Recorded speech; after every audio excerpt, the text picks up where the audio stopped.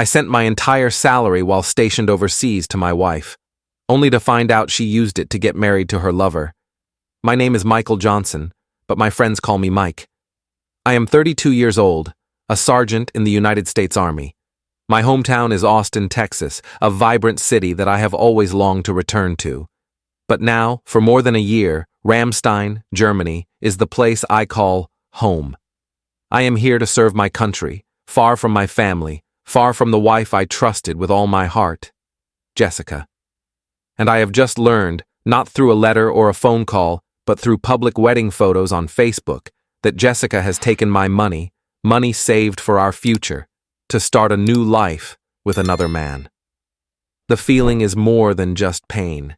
It is cold anger, an insult beyond words.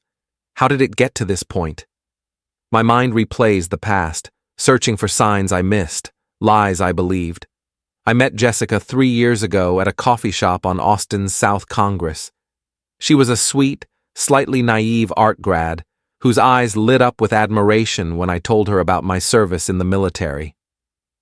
I, a single soldier accustomed to discipline and fleeting relationships, was quickly drawn to her gentleness and seeming reliability. Love came like a whirlwind. We dated for almost a year before I received orders to deploy to Germany. Not wanting to be separated from her, not wanting the relationship to stop at dating, I proposed. We had a simple, quick wedding at the town hall just a few weeks before my departure. Only a few close friends and family were present.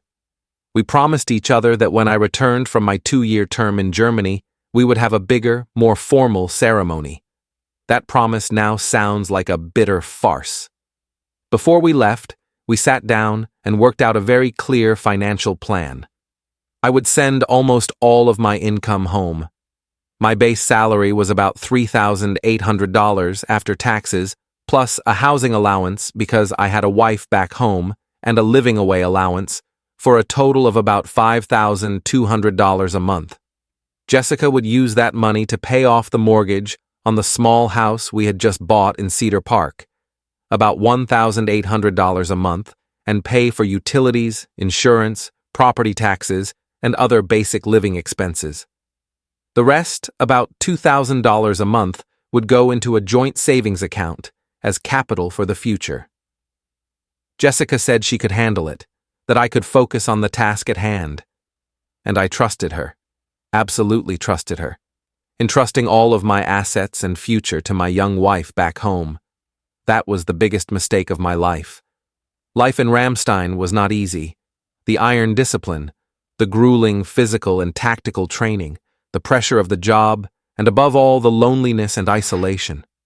Soldiers far from home like me often cling to the image of family and loved ones back home for motivation. Jessica was my beacon during those days. At first, we talked on video calls almost every day. She talked about her day, about her job at the bookstore, about decorating her house. She seemed to miss me, always telling me she loved me and looking forward to my return.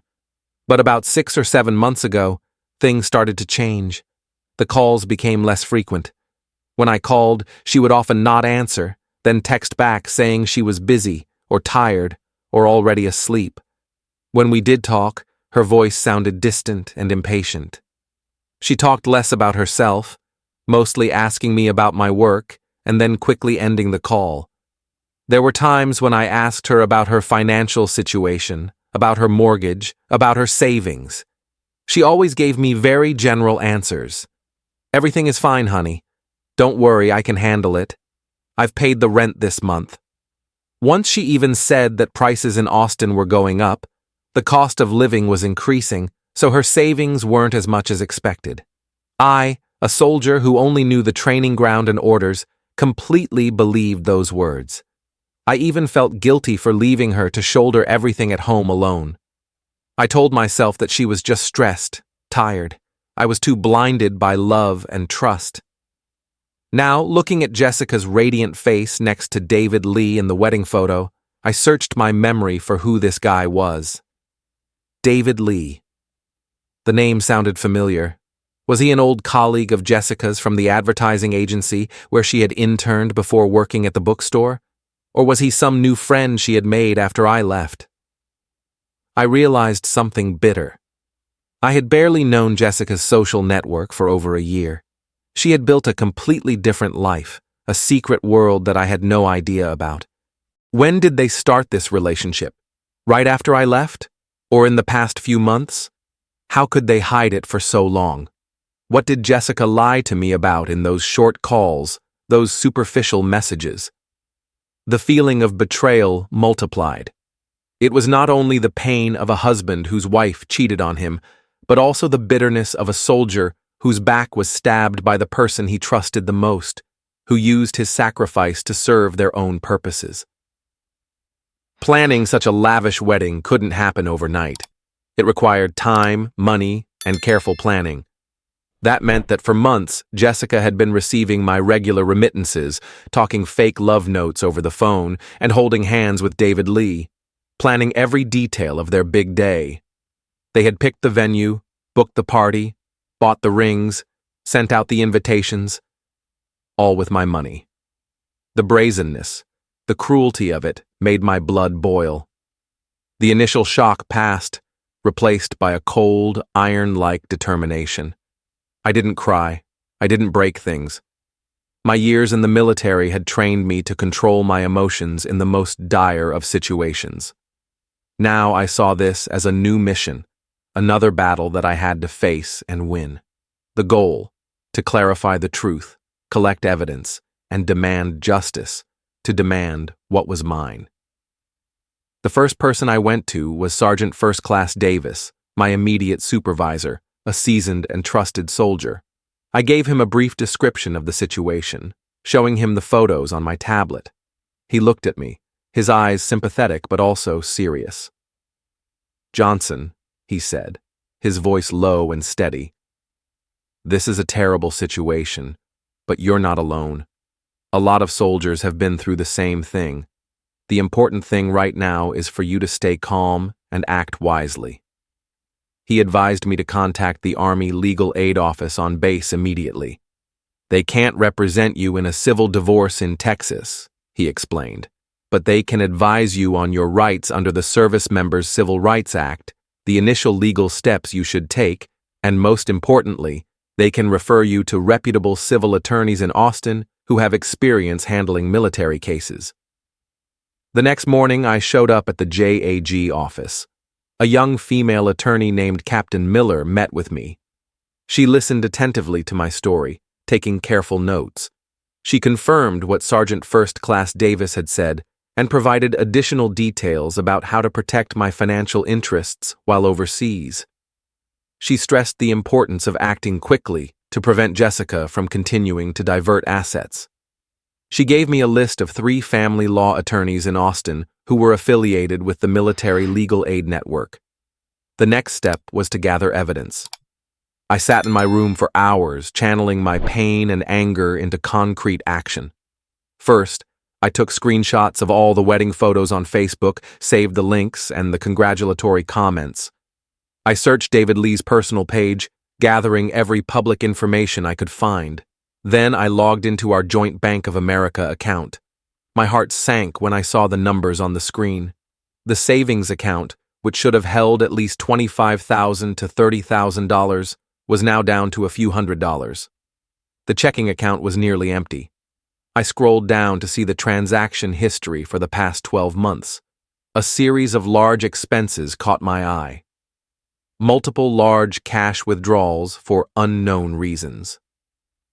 The payments for the Oasis on Lake Travis, the luxury wedding venue pictured here, came to nearly $15,000. Payment to a popular wedding dress shop in Austin, over $5,000. Payment for professional photographer, $4,000. Paid at a high-end jewelry store, an engagement ring and wedding ring, totaling over $7,000. And countless smaller expenses for flowers, wedding cakes, invitations. In total, Jessica spent at least $35,000 from our joint account, my money, on the wedding alone. Not to mention cash withdrawals and other personal expenses that I can't quite figure out. The anger flared again, but this time it was accompanied by a cold clarity. This wasn't just a betrayal. It was systematic financial fraud. I immediately contacted the bank, requesting detailed statements of all transactions on both accounts for the past 18 months, sent to my email address. I also checked the history of the additional credit card I had opened in Jessica's name. The monthly bills had skyrocketed in the last 6 months, with expenses for clothes, cosmetics, expensive restaurants, things that were completely inconsistent with the rising cost of living she cited. Another shocking detail came up when I checked my old emails. About 4 months ago, Jessica had emailed me that our old Ford Focus, which was jointly owned, needed major repairs that would cost several $1,000s. She said she had to take money out of her savings account to pay for it. But when I called my sister in Austin and asked her to come over to check on us, she reported even more shocking news. The Ford Focus was gone. In its place was an old BMW parked in front of the house, and she had seen Jessica and a strange man, probably David Lee, moving their belongings into the house. Not only had they gotten married with my money, they were now living in the house I was paying for. Jessica had apparently sold the car without consulting me, fabricating the repair story to justify the withdrawal. The lies were meticulously planned, layer upon layer. I saved all the relevant emails and messages and arranged them in chronological order. The evidence against Jessica was mounting. With a full portfolio of evidence in hand, bank statements, credit card bills, screenshots, emails, my sister's testimony, I began contacting the attorneys on the JAG list. After a few cross-continental video calls, I settled on Eleanor Henderson, a tough, no-nonsense attorney with a downtown Austin office and a reputation for handling complex divorces, especially those with a military component. During our first Zoom consultation, I told her the whole story, speaking in a monotone voice, trying to maintain my composure as if I were reporting a war situation. I shared my screen, showing her each piece of evidence I had collected. Ms. Henderson listened without interrupting, occasionally jotting notes in her notebook. When I finished, she looked directly into the camera, her eyes sharp. "Sergeant Johnson," she said, her voice firm, "this is a clear case of financial fraud and serious breach of trust in marriage. We have ample evidence not only to proceed with a divorce in your favor, but also to recover the bulk of the money that Miss Jessica embezzled." She outlined a clear, coherent legal strategy like a battle plan. 1. File for divorce immediately. The official reasons will be adultery and irreconcilable differences, but we will attach evidence of financial fraud. 2. Request an asset freezing order. File an emergency application with the court to immediately freeze any remaining marital assets, including the house and any other bank accounts Jessica may be hiding, to prevent further dispersal. 3. Parallel civil lawsuit. In addition to the divorce, we will sue Jessica and possibly David Lee if we can prove he was complicit and benefited unjustly for financial damages. The specific amount will be based on the total salary I sent home, minus any reasonable living expenses that Jessica can demonstrate. 4th division of assets and debts. Ask the court to divide assets in my favor due to Jessica's fault. More importantly, ask Jessica to take full responsibility for the debts incurred from organizing the wedding and her personal expenses, including credit card debts in my name. 5. Objection to alimony. Given Jessica's behavior, Ms. Henderson asserts that she has virtually no chance of receiving any alimony from me. I agreed to all of Ms. Henderson's proposals. I wanted nothing more than justice and to get back what I had lost. I signed the power of attorney and transferred the advance payment immediately. The legal battle had officially begun. A few days later, Attorney Henderson announced that she had filed for divorce and a writ of restraint in Travis County, Texas. The writ was duly served on Jessica at the house I was paying for. Ms. Henderson also sent a copy to David Lee's work address, along with a letter warning him of possible civil liability. Jessica's reaction, according to Attorney Henderson, was one of complete shock and panic. She had no idea that I would find out and act so quickly and decisively. Initially, through her attorney, an inexperienced attorney whom she had hastily hired, Jessica tried to deny it, claiming that it was a misunderstanding, that the wedding was just a big party, and David was just a friend. But when Attorney Henderson produced detailed bank statements and wedding receipts, Jessica could no longer deny it. After that, Jessica started calling and texting me constantly.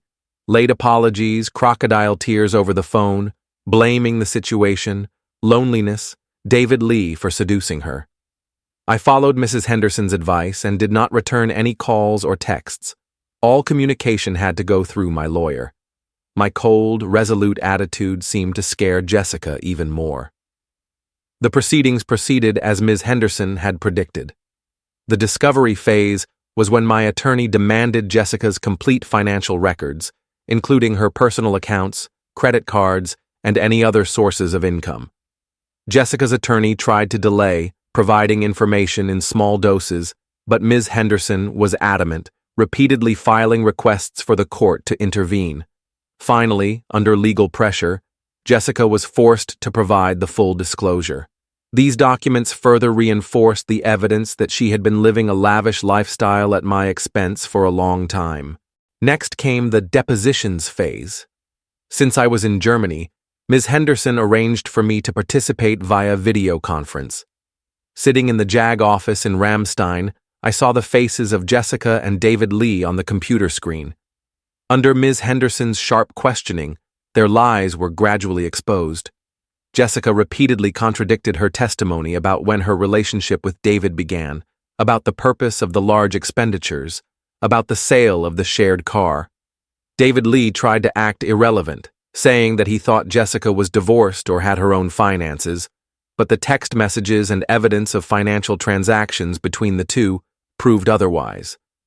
Seeing them flustered and confused by the lawyer's questions, I did not feel gloating, but only deep sadness for this breakdown and deception. The court ordered the two parties to a mediation session. Jessica's attorney made a settlement offer. They would agree to a divorce, Jessica would move out of the house and offer to return to me $10,000. Mrs. Henderson and I flatly refused. Sergeant Johnson is not here to bargain, Mrs. Henderson made clear to the mediator and opposing attorney. He is here to seek justice and the money that Jessica illegally took.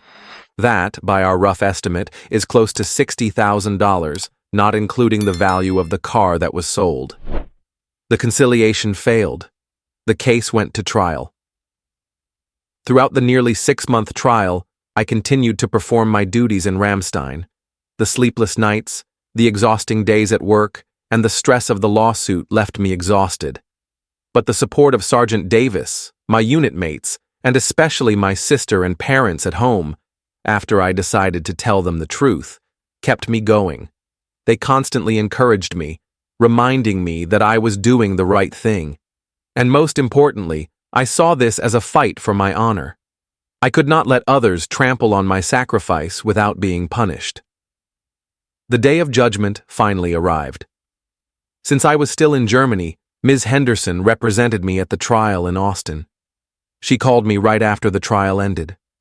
"Mike," Mrs. Henderson said, her voice slightly excited. "We won. We won big." She read the court's ruling in detail. 1. Divorce granted. The court officially declared the marriage between Jessica and I to be over, based on Jessica's complete fault, adultery and financial fraud. 2. Restitution of assets. Jessica was ordered to repay me $55,000. This was calculated based on my total salary, minus a portion of my basic living expenses and the initial mortgage payment. The court also ordered that the house be sold, and after deducting all bank debts, the remainder would be divided between me and Jessica, 70%. The court also ordered monthly deductions from Jessica's salary and David Lee's because the court found that he had benefited from the loan and was complicit in the concealment, until the $55,000 was repaid. 3. No alimony. Jessica's alimony request was denied outright. Fourth debt split. Jessica is 100% responsible for the credit card debt in her name and the debt incurred from the wedding. She is also responsible for the debt on the secondary credit card in my name. Justice has been served. While the money recovered may take a long time to recover in full, and it cannot make up for the emotional pain or time lost, it is a clear acknowledgement of Jessica's wrongdoing and a recognition of my rightness. Jessica and David Lee looked devastated when they heard the verdict, Ms. Henderson said. Not only did they face embarrassment in front of their family and friends, the case had received some minor coverage in the local press, but they were also saddled with a huge financial burden. A relationship built on lies and other people's money probably wouldn't stand the test of time. A few months after the verdict, my term in Germany ended. When I returned to Austin, I didn't feel the excitement I had imagined. The city was the same, but my life had changed completely. There was no Jessica waiting at the airport, no shared home to return to. The first thing I did was complete the court-ordered sale of the house. After the bank foreclosed, the remaining money was split 70-30. I used my share and the first portion of Jessica's garnishment to rent a small, comfortable apartment in North Austin near my new job. I had decided to go into civilian work after my discharge. I began the process of rebuilding my life, both financially and spiritually. I managed my money carefully and created a new savings plan. I spent time with my family and reconnected with old friends who had always supported me. I focused on my new career and found balance and purpose in life. The scars of Jessica's betrayal will never fully go away. It was a painful lesson in trust, in vigilance, and in the dark side of human nature. But I don't let it define me. I faced adversity. I fought for what was right, and I got back up. My name is Michael Johnson. I served my country across the ocean, and I have fought another battle, a battle for justice and honor, right here at home. They took my money, they betrayed my trust, but they could not take away my strength, my resilience, my dignity as a soldier. I am free now, and I am rebuilding my life, brick by brick, on a foundation stronger than ever. The road ahead may not be easy, but I know I am strong enough to keep going. Thank you for taking the time to listen to my story. If you like it, please click like and subscribe to the channel so you don't miss the next stories, because tomorrow I will tell you other interesting stories.